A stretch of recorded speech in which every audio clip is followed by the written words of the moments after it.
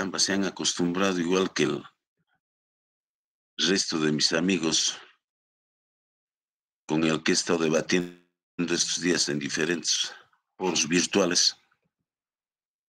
Se ve, ¿no, señorita delegada? Sí, profesor. Ya, estoy entrando a la página web del Banco Central de Reserva. Ya. Aquí en publicaciones y seminarios.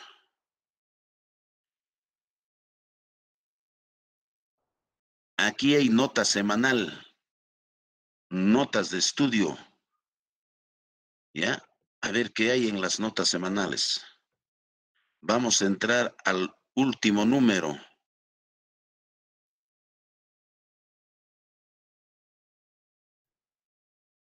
Voy a agrandar.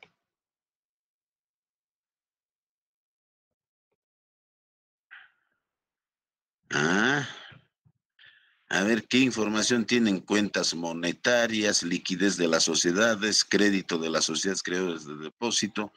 Todo, aquí tienen todo lo que es el sistema financiero.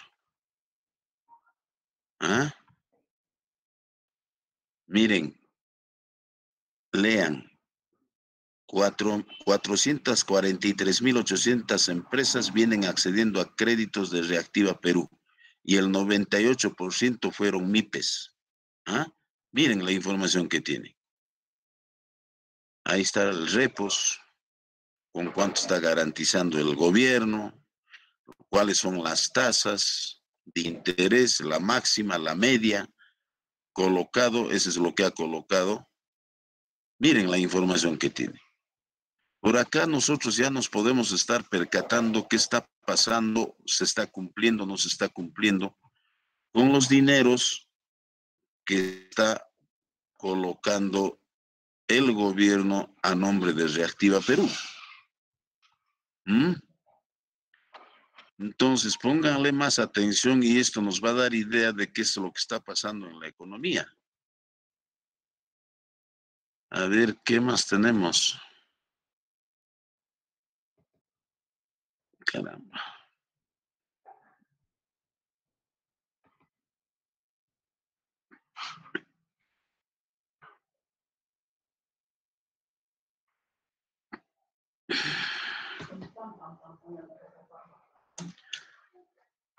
Ahí está, operaciones del sector público no financiero de agosto del 2020.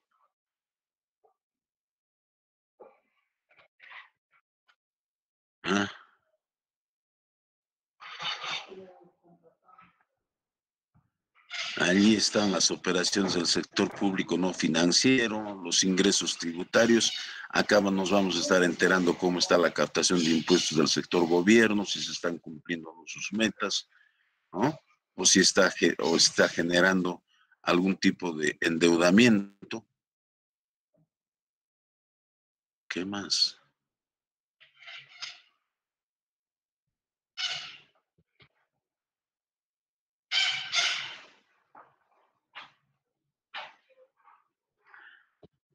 A ver, acá qué tenemos.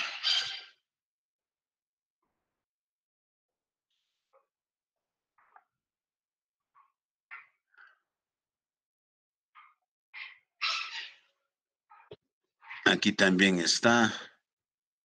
¿Cuántas y qué empresas están? Ya habíamos visto esto. Entonces, ahí tienen una información que nos puede ayudar a conocer qué es lo que está pasando con estos recursos del Estado.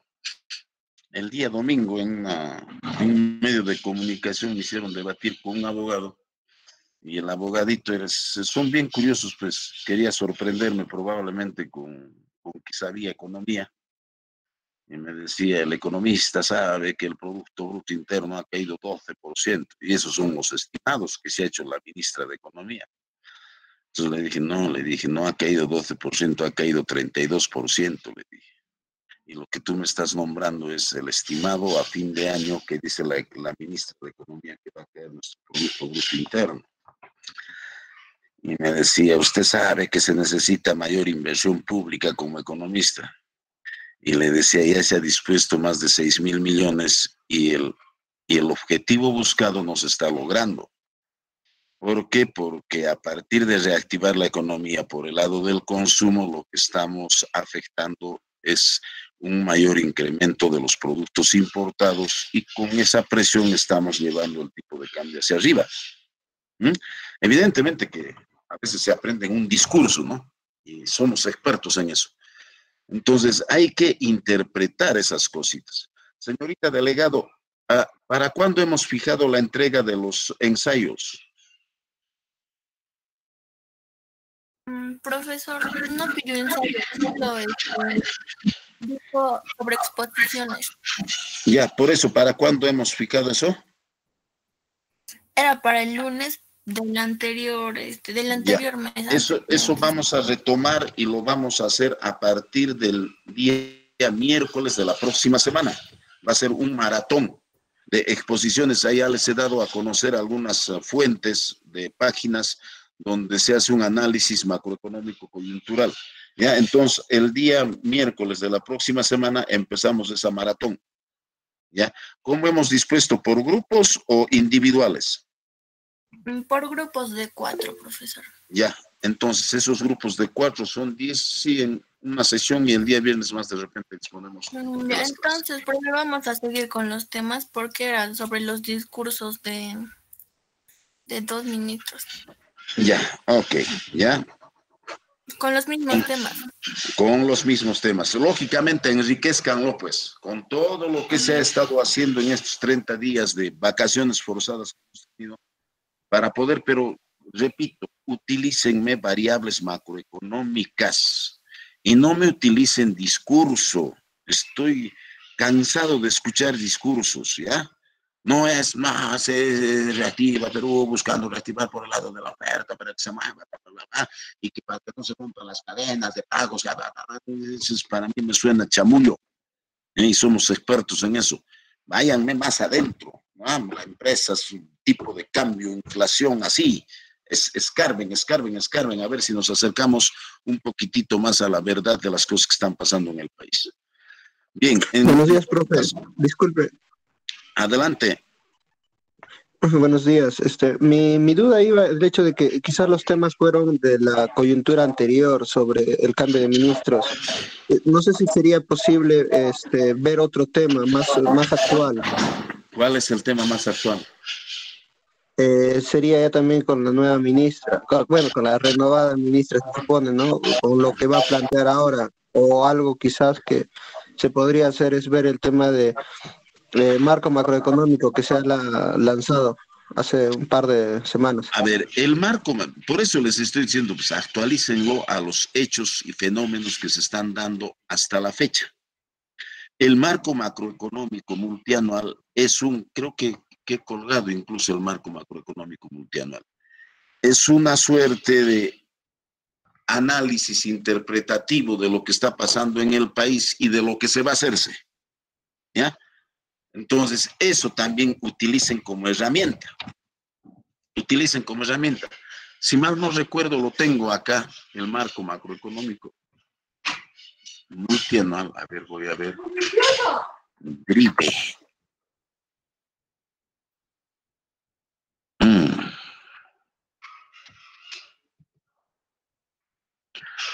Un cachito. A ver, ¿dónde está el marco macroeconómico multianual? Ojalá que lo tenga, diapositivas macro. Está en mi otra máquina, documentos. Tampoco.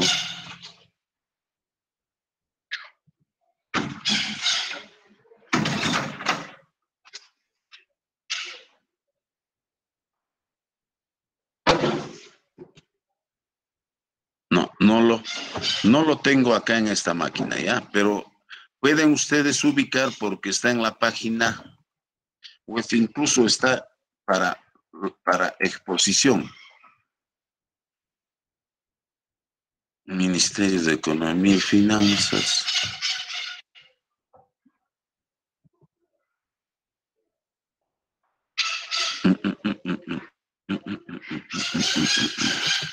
Vamos a ponernos marco macroeconómico multianual.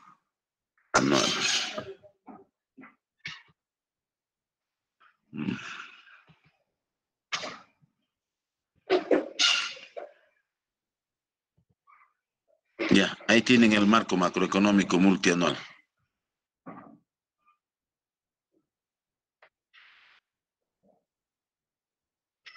Ya, entonces utilicen. Ha sido elaborado el 26 de agosto, está del año 21 al año 24, los logros que se van a hacerse. Ahí está el resumen ejecutivo, ¿no? Respuesta de la política económica. Ahí eso, por ejemplo, las preguntas que les he estado haciendo, aquí tienen un insumo bastante importante. Ahí tienen todo.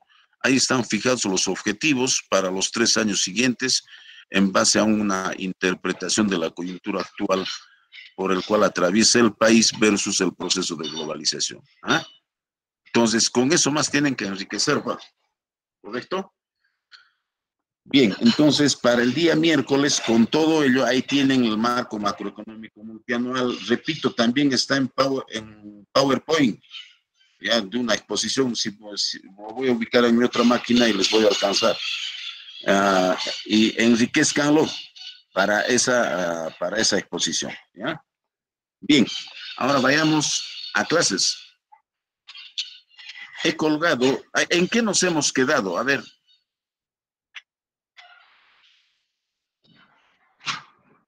Cristabel Paucar Mamani.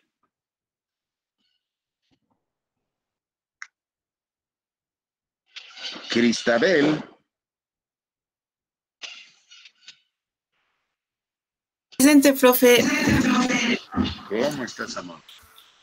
Muéstrate el video. Ya, profe.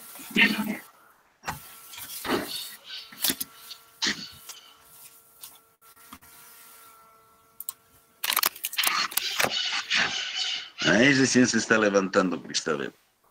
No. A ver. Todavía está en pijama, señor. No se enfiamos.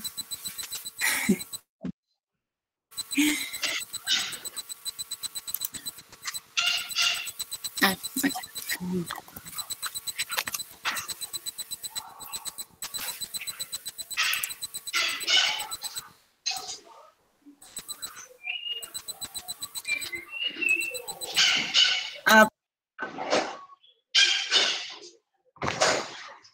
Cristabel.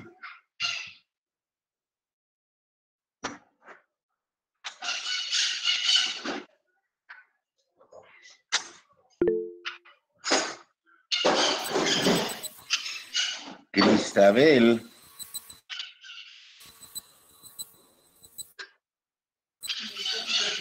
Profesor.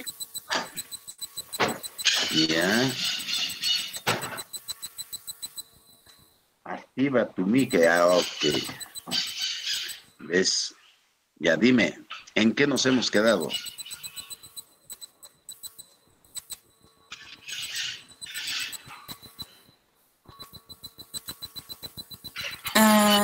En el gráfico de la LM y la IS estamos analizando eso.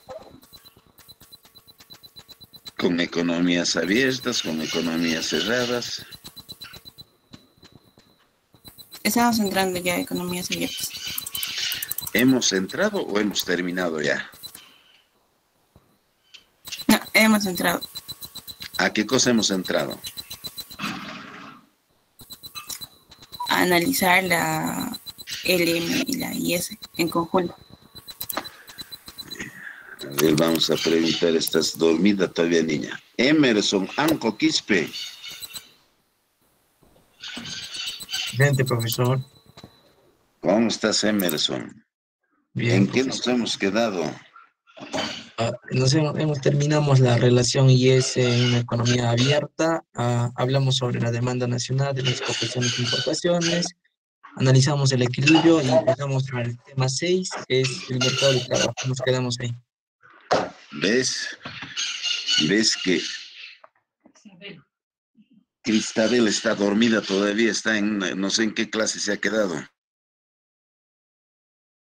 Recordarle, pues, con un mensajito, recuérdale a Cristabel. Cristabel, ya hemos hecho economías abiertas, diles, ¿ya? Ok. Ok, profesor. Entonces, habíamos estado analizando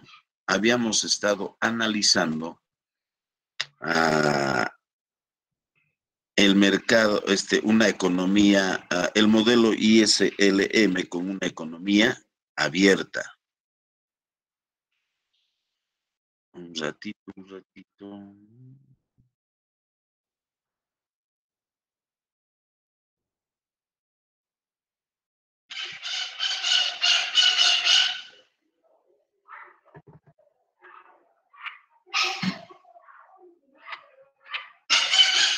He colgado a la diapositiva.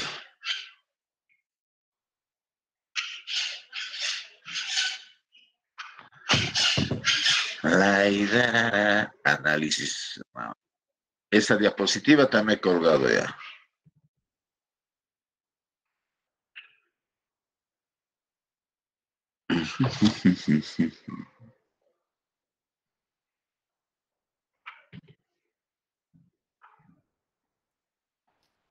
Profesor, buenos días. Dime. Profesor, buenos días. Le habla Madeleine Alfaro Toledo. Profesor, tenía problemas con mi conexión, por eso no pude responder en el momento que me llamó. Ya, eso me avisas, hija, al final, ya en sección reclamos. Ya, profesor, está bien.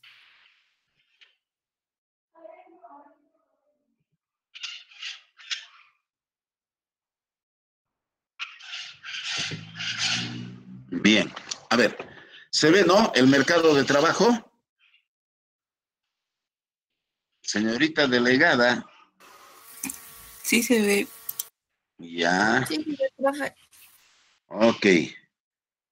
Entonces, habíamos estado analizando respecto a lo que es una economía abierta con ISLM. Y, por favor, voy a seguir insistiendo en esto. Quiero que ustedes se trasladen automáticamente e imaginariamente a la economía, porque si no, no vamos a aprender. No busquen en base a determinados discursos. Evidentemente que acá vamos a hacer un poco de metafísica. ¿Qué cosa es la metafísica? Hemos extraído determinadas variables de la realidad y en base a una lógica estamos llegando a determinadas conclusiones respecto, por ejemplo, a lo que sería una política fiscal o una política monetaria en una economía abierta. Pero también esto les decía, al margen de evitar dogmatizarnos con determinadas conclusiones a las que se puede arribar con estos modelos, es utilizar instrumentalmente e interpretar lo que está pasando en la realidad. Por ejemplo, lo que les decía, ¿no? Se ha dispuesto de más de 6.400 millones. Ustedes hayan sido testigos. Por allí les invocaba también cuando salgan a la calle, cuando salgan a vuestra puerta, miren qué es lo que está pasando, pero desde el punto de vista económico. Yo, por ejemplo, salgo acá, vivo en Larapa, salgo a mi calle y veo que hay trabajadorcitos del municipio distrital de San Jerónimo que están haciendo labores que no tienen significación productiva, están arreglando parques, le están poniendo a determinados parques públicos unos palitos pintados. O sea, la idea es dar trabajo a esa población. ¿Para qué? Para que esa población, a partir de esos suelditos que va a percibir, se incorporen como demandantes a través del consumo. Y esto presione a la oferta para que se produzca más. Eso es lo que se está buscando. Pero nosotros, les decía, debemos ir más allá, ¿no? Por ejemplo, había les decía del día domingo que tuve este debate, el chiquillo me decía de que, bueno, usted sabe que se está disponiendo de recursos económicos destinados al consumo, ¿no? Y lo que él no sabe, pues, qué significa eso, ¿no? Y a veces nosotros mismos como economistas nos quedamos allí. Es un montón de plata expresado en sueldos y salarios que en el mercado se van a trasladar al mercado a través del consumo. Entonces yo les decía, pero hay que ver qué tipo y qué producto se va a consumir. ¿Se van a consumir productos nacionales o se van a consumir productos importados? No vaya a ser que esté botando leña al fuego para que se prenda y se presione por una de mayor depreciación del tipo de cambio que parece está pasando, ¿no? Entonces, eso tengo que ver cómo a partir de esos instrumentos yo puedo analizar el por qué nos están dando los resultados matemáticos en base a los gráficos que nosotros hemos trabajado a partir de estos modelos. ¿Por qué?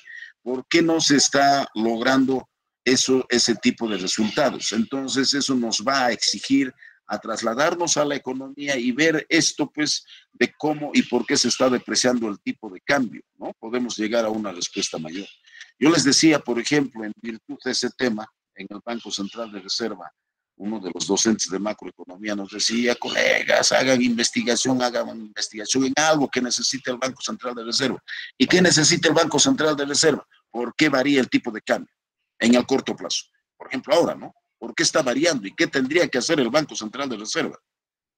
Y iba pues a ese carácter subjetivo de la economía y nos decía, yo les doy la ruta, por ejemplo, pregúntenle, y ahora sería propicio, por ejemplo, para hacer ese tipo de preguntas y ver si podemos llegar a ese tipo de resultados.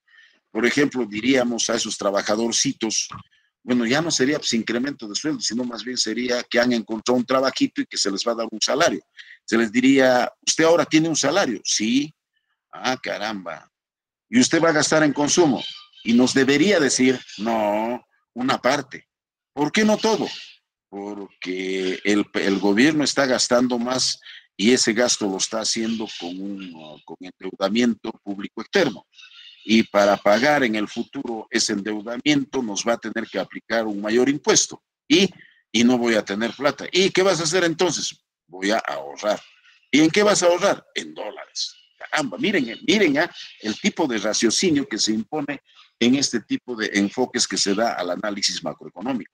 Entonces, nos decía, vean, evidentemente, yo le decía al profesor, a mí me parece la forma más loca de hacer una investigación en torno a este tema, porque lo que más bien tengo que ver, por qué razones entra dólares a la economía y por qué razones sale dólares de la economía. Y esos factores que están incentivando el ingreso de los dólares, ¿cómo están? ¿Cómo están? Eso es lo que tendría que ver. ¿Y cómo está la salida de dólares? Y la salida de dólares usualmente está amarrada a la compra de productos importados. Entonces, tengo que ver cómo está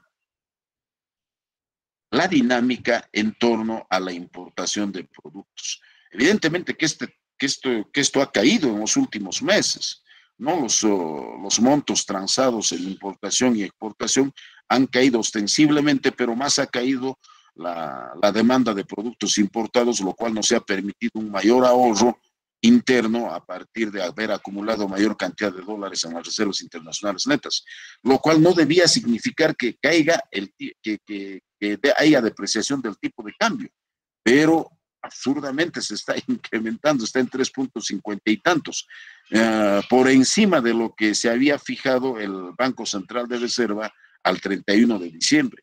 Y ahora, ¿esto cómo afecta? Entonces, vamos entrando un poquitito más allá de lo que nos dice como discurso un modelo y vamos haciendo una mayor interpretación real de los fenómenos. Estos instrumentitos son parte teórica.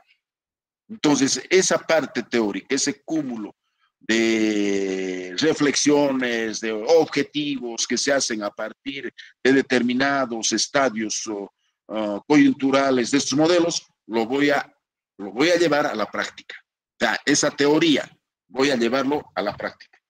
Voy a contrastar con la práctica si realmente se está dando eso o no. Y la riqueza que voy a recoger de la práctica me va a permitir enriquecer lo que la simple teoría me ha dado. Voy a descubrir una nueva teoría. Ese debía ser el camino, pero pareciera que no hay nada de eso. Y por eso estamos tan mal en economía, ¿no? Por eso estamos tan mal. Entonces, ese tipo de cositas exíjanse, por favor, exíjanse, porque si no vamos a salir vamos a seguir sacando economistas con discurso, pero sin ningún impacto en la transformación de nuestra realidad. Bueno, eso hay videos que les he dejado y que presumo que ustedes lo han visto, porque va a ser para el segundo examen, que probablemente lo van a plantear de acá unas 2 o 3 semanas. ¿Ya? Ahora lo que vamos a hacer es ingresar a otro capítulo. Hasta allí habíamos hecho un análisis en base a un supuesto importante, que la oferta de bienes y servicios estaba dada. Y se acordarán ustedes que cuando hicimos análisis de la producción en base a la oferta, en los primeros capítulos utilizamos el modelo keynesiano y de manera especial también Keynes nos había alcanzado un instrumentito que es el plano cartesiano. Y para este caso utilizamos el primer cuadrante del plano cartesiano. Y allí manifestamos y dijimos, lo partimos ese ángulo de 90 grados en un ángulo de 45 grados y a la flecha que partía este ángulo le adjudicamos que iba a ser la curva de la oferta agregada, ¿no? Para que nos ayude en torno a la demanda agregada y en torno al uso de la política económica, qué iba a pasar en la economía en diversos escenarios. Entonces, ahora es hora de romper con ese supuesto. ¿Por qué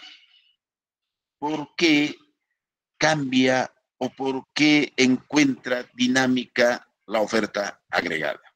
En el corto plazo, evidentemente que no. También ya hemos hablado sobre el corto, mediano y largo plazo, ¿no? Incluso utilizamos un ejemplo de la fábrica de Coca-Cola, ¿no?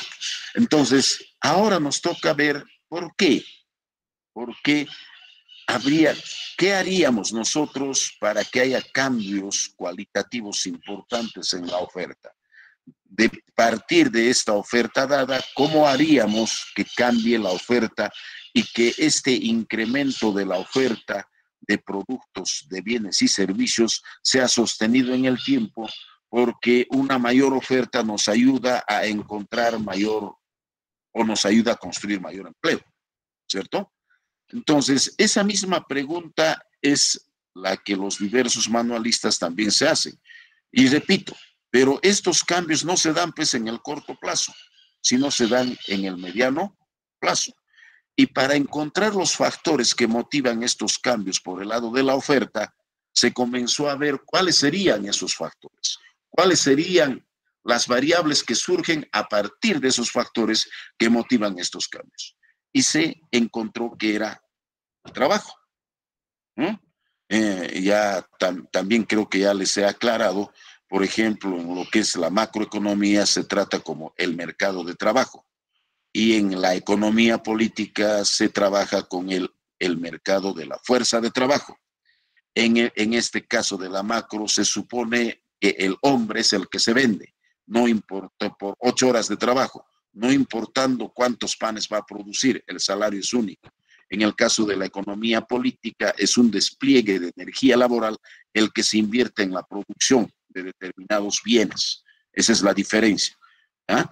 Entonces, pero más allá de estas diferencias, veamos. Entonces, se dice que el trabajo es el único insumo, porque alguien podría preguntar, pero profe, ¿y las materias primas, los insumos,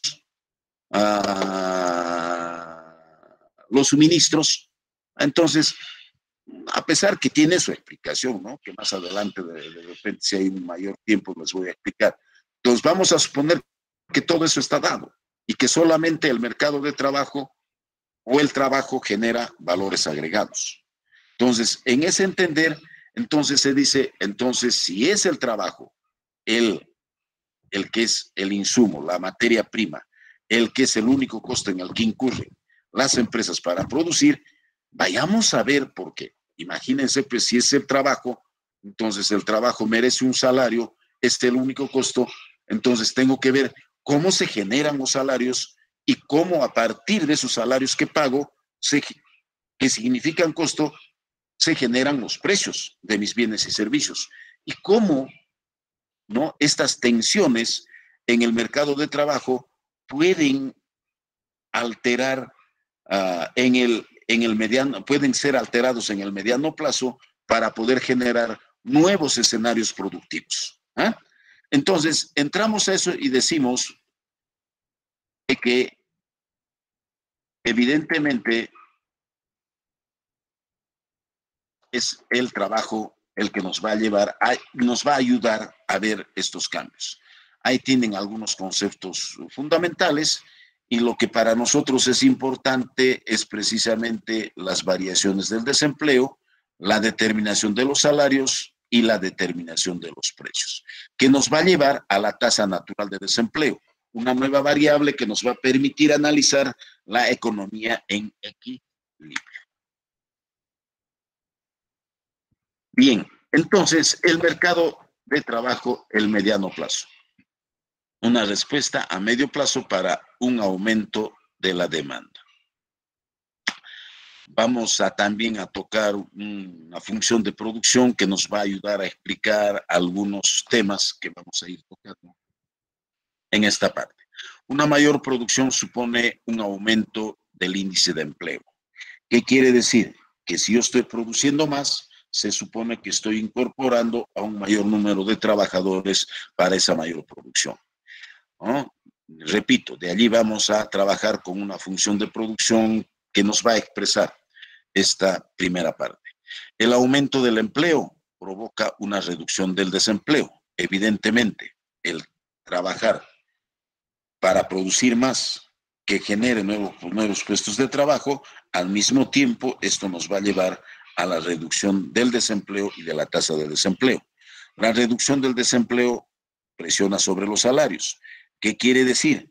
Que a un mayor desempleo, los salarios van a ser mayores, ¿no es cierto? Esto vamos a verlo también a través de una función que nos va a relacionar a los salarios nominales versus la tasa de desempleo. La subida de los elevados salarios eleva los costes de producción y por tanto los precios. Quiero que tomen atención en todo esto porque esto nos va a ayudar a trabajar con el modelo de la oferta y de la demanda agregada. Vean, por ejemplo, esto. Una mayor producción supone un aumento del índice de empleo. Evidentemente, voy a producir más y estoy creando más empleo. Pero este aumento del empleo me está llevando a reducir el desempleo y evidentemente la tasa de desempleo. Pero esa caída de la tasa de desempleo está presionando sobre un incremento de los salarios nominales. Y esta subida de los salarios nominales evidentemente significan incremento de los costes productivos y por lo tanto como productor lo voy a trasladar a los precios y los precios se van a incrementar. Vean esa lógica, vean esa lógica. Ahora, yo ya tengo esto, tengo que llevarlo a la práctica. Por favor, que esto no sea para que dogmáticamente repitamos como un credo que nos permita explicarnos algunos fenómenos de la economía, amarrados lógicamente al tema que estamos tratando. Los mayores precios, dice, llevan a que los trabajadores pidan salarios más altos, lo que no habíamos manifestado, ¿no? Una tasa de desempleo menor empuja los salarios nominales y estos salarios nominales significan incremento de costos que se van a trasladar a mayores precios. Al mismo tiempo, un incremento de los precios nos va a llevar a que los trabajadores pidan salarios más altos, ¿no? Estamos describiendo, estamos generando una lógica racional en cuanto al tema.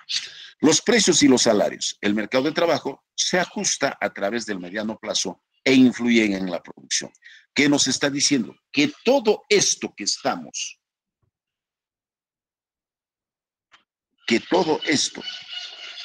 elucubrando de manera racional, buscando interpretar a través de determinadas variables lo que sucede con las tensiones laborales de oferta y de demanda en el ámbito productivo, ¿cierto? Nos va a permitir ajustes en el mediano plazo que van a tener impacto en los niveles de producción.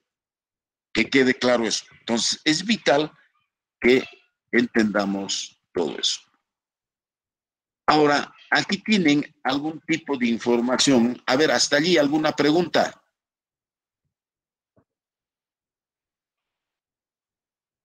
Jóvenes.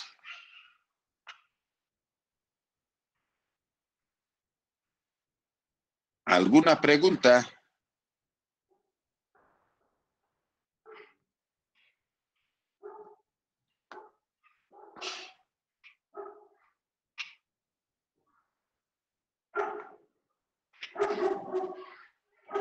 ¿No hay preguntas?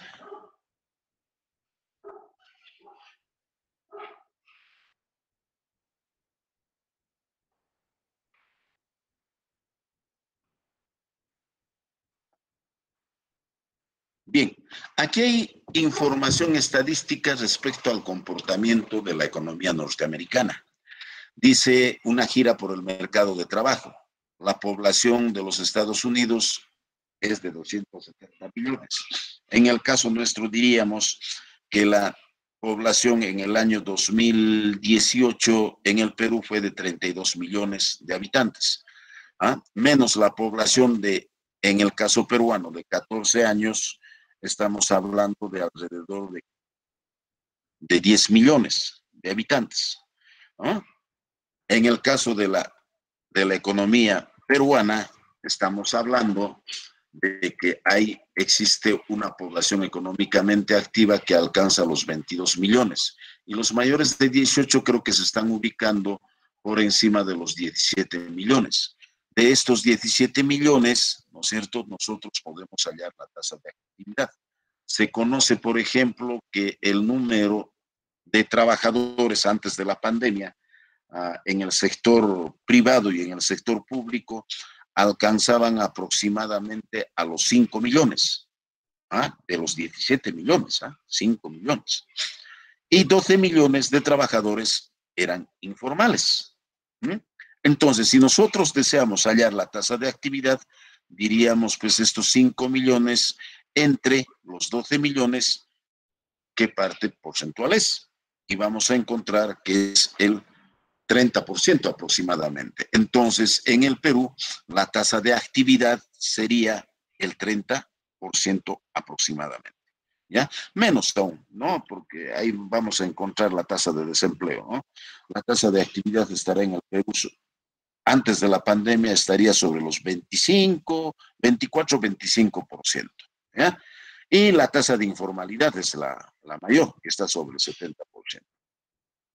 ¿Qué es lo que ha provocado? Dice que la tasa de actividad aumentase a lo largo del tiempo. Nosotros más bien deberíamos incorporar en todo caso la tasa de actividad informal en el Perú. Y nosotros tendríamos que preguntarnos qué es lo que ha provocado que la tasa de actividad informal aumentase a lo largo del tiempo, ¿cierto? Miren cómo vamos logrando algo que nos permita interpretar esta realidad en base a este instrumentito.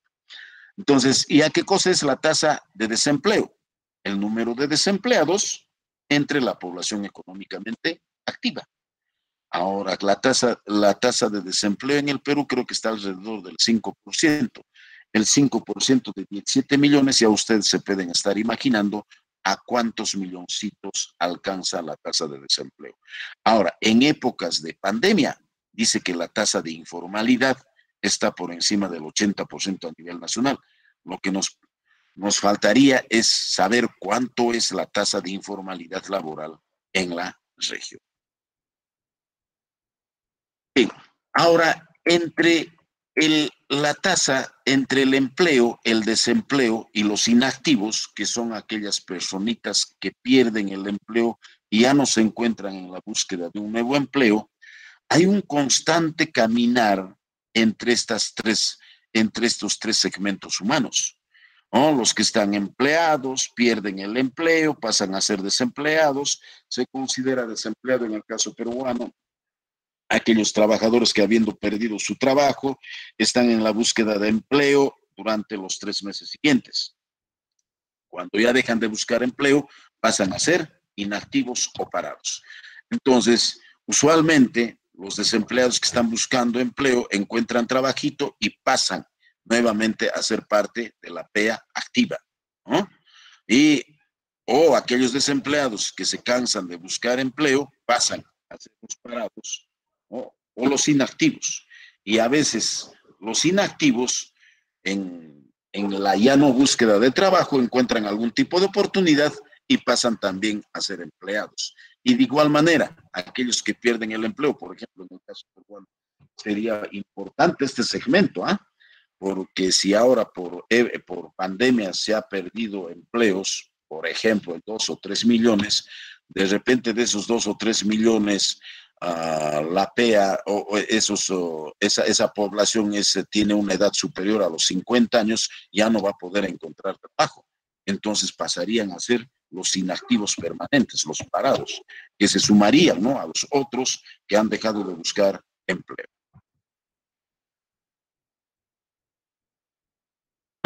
Ahí tienen eso de entradas y de salidas respecto a la economía norteamericana, que nos tocaría conocer, pues, cuál es nuestra situación en relación a las variables que estamos tocando.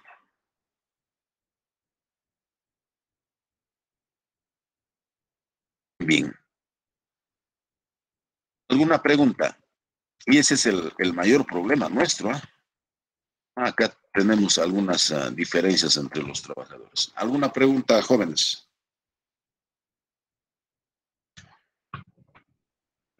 Mientras van pensando, me permiten un minuto.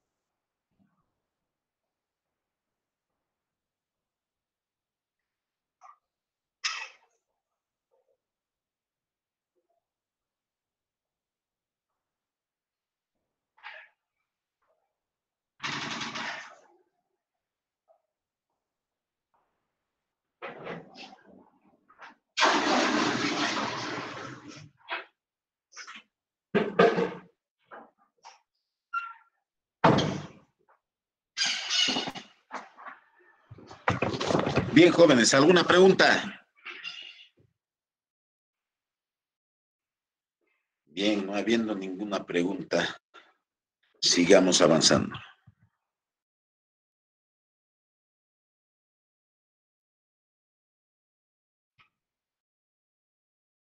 Ahora, esas tasas nosotros también podemos encontrar en la página web del Instituto Nacional de Estadística e Informática. Las variaciones de la tasa de desempleo, vean nomás el comportamiento de la economía norteamericana en el mercado laboral.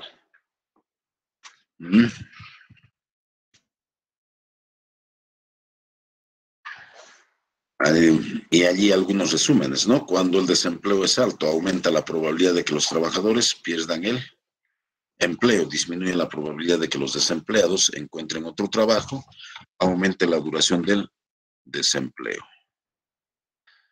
Bueno, un poco retornando a lo que les había manifestado y les decía, por favor, pongan atención en tres cosas. Normalmente, por ejemplo, ¿qué pasa en el mercado laboral, no? Hay, en cuanto a la fijación de los salarios, por ejemplo, en el caso peruano están los sindicatos, que cada año negocian sus salarios. En el mes de octubre, noviembre, diciembre ya van negociando sus salarios.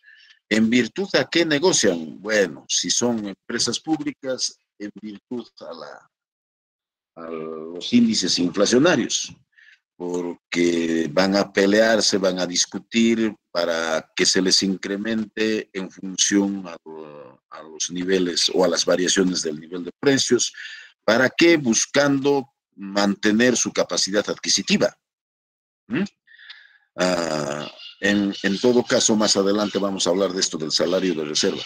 En todo caso, entonces, existe este tipo de negociación colectiva de los salarios. ¿Qué cosa más vemos? La negociación individual, ¿no? Ustedes, por ejemplo, cuando entren al mercado laboral pueden incorporarse como practicantes y después el dueño de la empresa o el jefe de la empresa o el gerente de la empresa los va a llamar y les va a decir, oiga, su trabajo ha sido interesante, le tenemos una propuesta.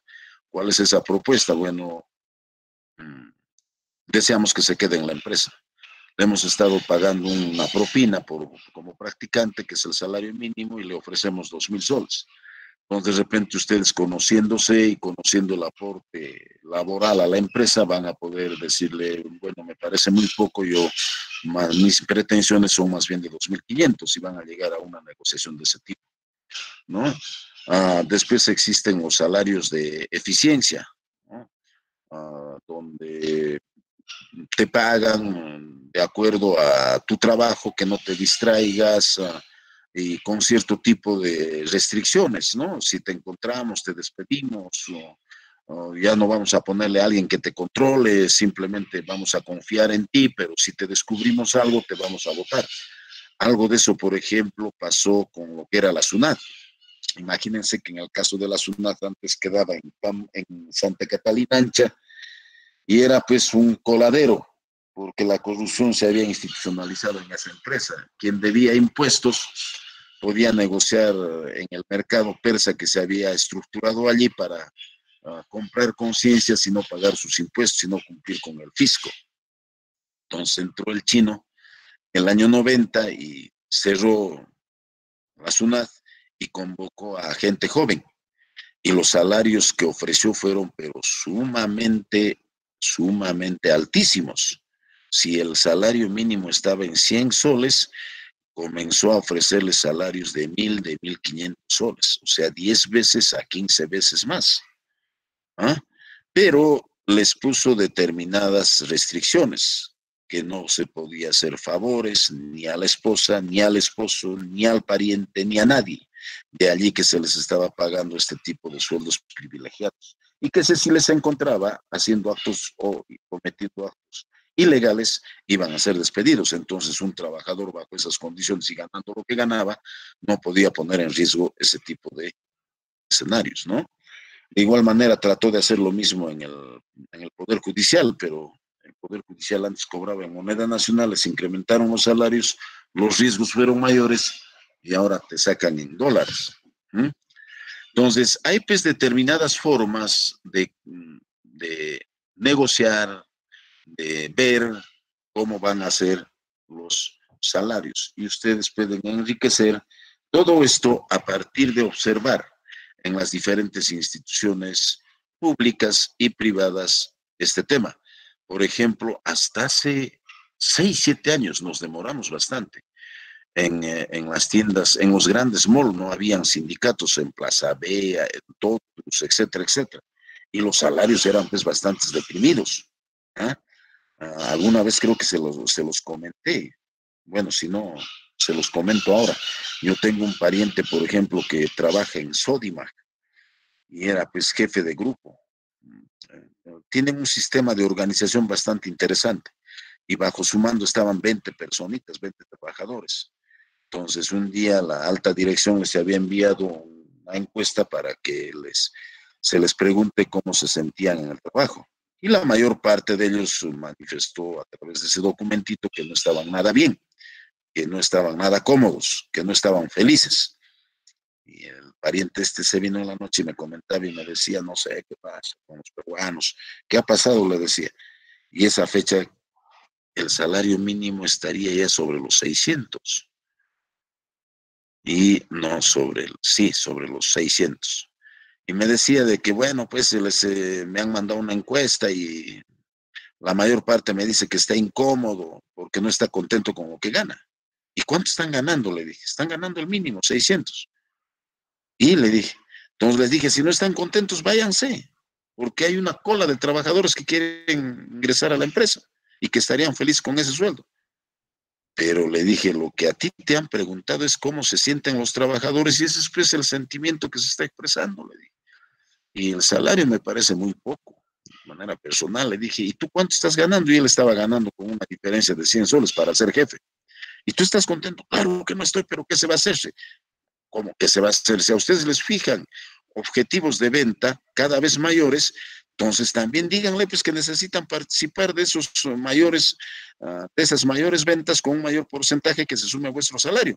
Ah, no, pues, eso significaría que va a haber inflación. Y el amigo es economista. Digo, wow, le dije, oye, me gustaría tenerte como trabajador si tuviese empresa, le dije. Cosa que cuando te diga te voy a aumentar tu salario, me digas, no, no me aumentes mi salario, porque eso genera inflación, sigue pagándome lo mismo. Increíble, le dije, ¿no? Ya posteriormente, a los 2, 3 años, hubo un reclamo, creo, en la saga Falabella, y comenzaron a sindicalizarse, y los salarios comenzaron a ser algo decorosos, ¿no? Actualmente creo que el menor de los trabajadores gana alrededor de 2.000, 2.500, algo por allí. Los jefes están por encima de los 3.000. Miren, necesitaron sindicalizarse para exigir mayores salarios. Y usualmente eso nos quedó pues como trauma del quinquenio del 85 al 90, cuando Alan García, que no conocía nada de economía, evidentemente, ni sus ministros, entonces pensaban de que hacer funcionar la maquinita para incrementar los salarios era el truco por el cual debía caminar la economía. Y se desató una de las tasas inflacionarias, amén con lo que pasó en su relación con los 12 grandes empresarios en el país, y los niveles a la que llegó la inflación fueron pues de 6.700% el año 90, ¿no? Increíble. Entonces los salarios, dice, dependen de las condiciones del mercado de trabajo. Los trabajadores perciben un salario superior a su salario de reserva. En nuestro caso, lo que deberíamos poner sería: los trabajadores perciben un salario, en el Perú perciben un salario superior al salario mínimo legal, que está en 950. Bien, ¿hasta allí alguna pregunta o algo que se me haya escapado respecto a la determinación de los salarios que nos va a llevar a una función matemática?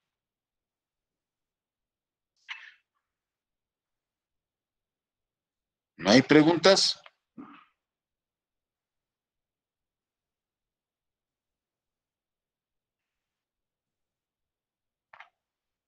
Bien, en todo caso, nos quedamos allí, jóvenes.